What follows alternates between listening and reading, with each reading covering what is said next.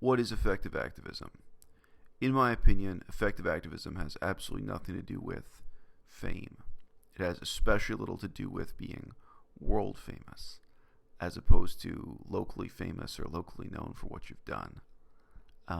The examples we use in this respect are significant.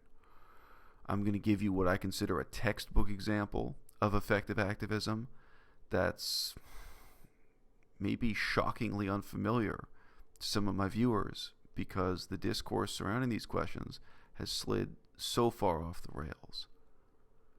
Group of people put money together in a hat, maybe not even asking for donations, maybe just their own money, those 5 or 10 people. They start taking samples of water from a river and then send those samples to be tested in a laboratory. You know what comes next. The samples are evidence.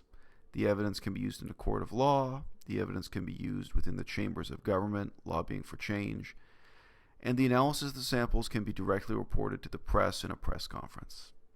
And that can get results. Now you've got proof of exactly which companies are polluting the river with exactly which chemicals, exactly which laws are being broken, or which guidelines for maximum limits on pollution are being exceeded, etc.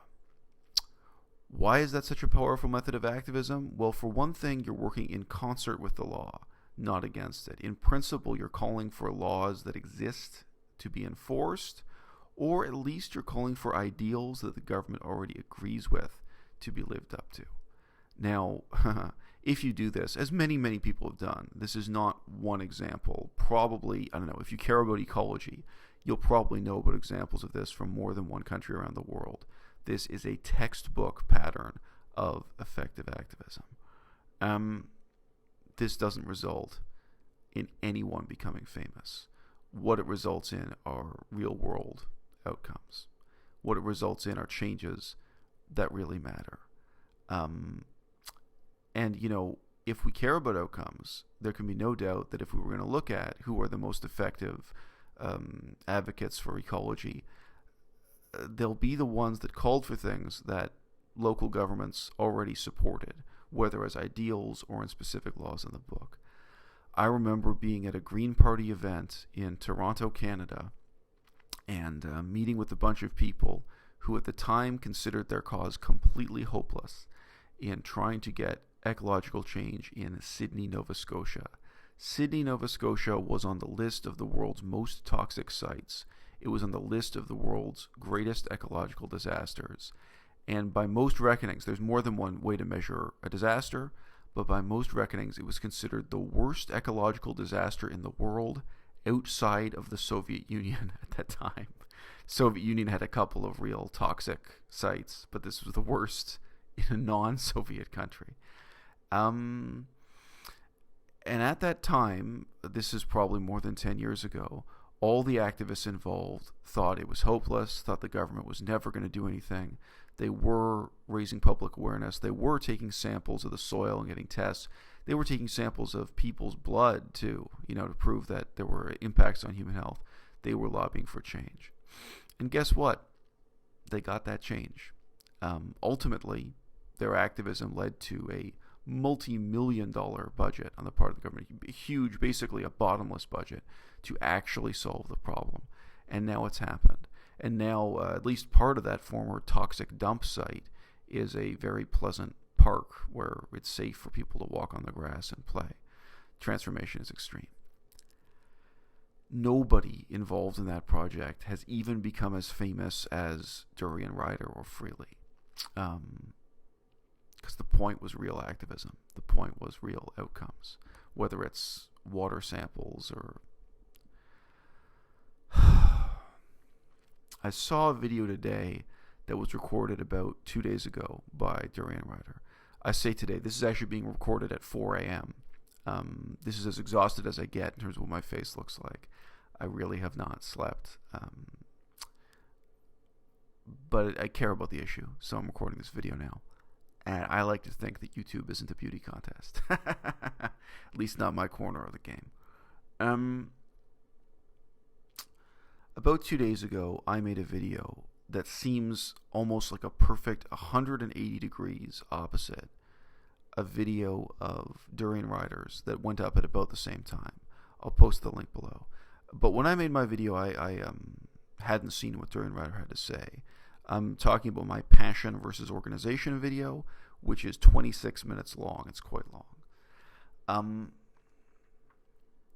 I'm shocked. I gave Durianrider a lot more credit than he deserved. I really thought he viewed his own situation in terms of activism with more humility, with more realism, and I thought he had more respect for real activists who make a real difference in the world. And the video he's uploaded that I'm responding to here, and I'll post the link, it shows his complete contempt for and his complete derision for real world activism. And whatever you want to call it, political activism, legal activism, outcome-oriented activism, activism where the effectiveness can be measured in real results. And by contrast, his endorsement for just coming on YouTube and endorsing a lifestyle is surreal, and it's contemptuous, and really it's a very bad influence on anyone who listens to him. So I've got to say, for me, it's interesting. I didn't think I could be shocked. But I really gave that guy more credit than he deserves. And, he's a grown man. He gives his age in the same video as 39 years old, which I also didn't know. On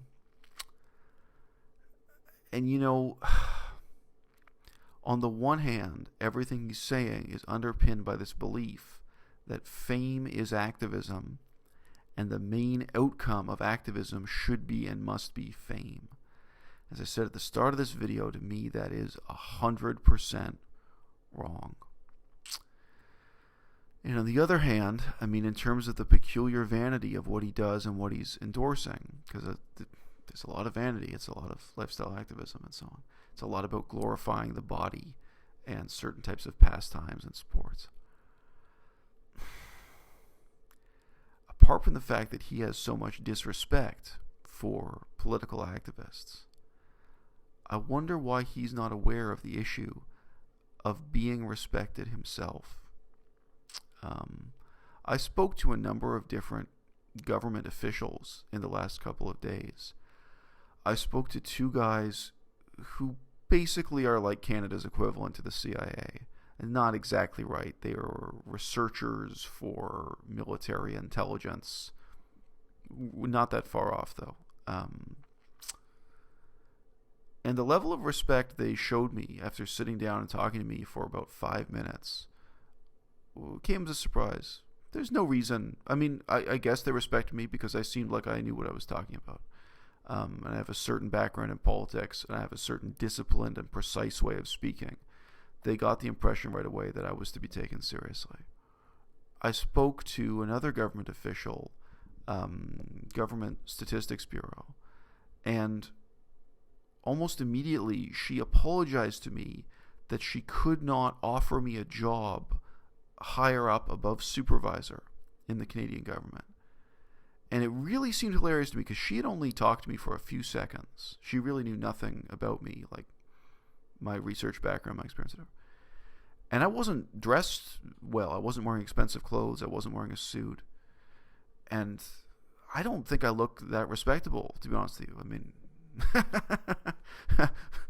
Take a look for yourself.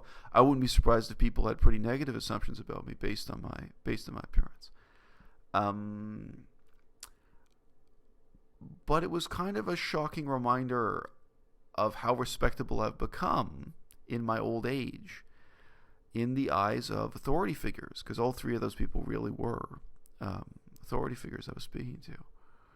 I can't say that's something I planned for. I can't say that's something I valued in my life. But by contrast, I don't know, Durianrider, he is high on his own fame. And he can say that he's earned that, and he's not without justification to take some pride in what he's done and so on. But I don't think he could get those meetings at City Hall. I don't think he could be taken seriously by people in positions of authority. I don't think he could put together a team of people and test the water in a river and present that analysis to a press conference or to a board meeting or to some kind of legal chamber. But I wish he would. I wish he would try. I wish he would get out of the dead-ended ego trip he's on and that he's inviting everyone else to get involved with and care about real-world outcomes, real political activism. And I wish he would set a positive example for others to emulate. Because I've got to say, this video changes my opinion of him. I now really regard him as a completely negative example, and as someone who has no respect for and no appreciation for what vegan activism is, what ecological activism is, and as someone who just represents a kind of dangerous distraction from the real challenge that is facing my generation in the 21st century. This is my generation's struggle. Not my parents, not my grandparents, not my children. This is the struggle that has to happen now or never. And there's real emotional weight in that for me. You don't get another river, you don't get another atmosphere, you don't get another shot at it. Now or never.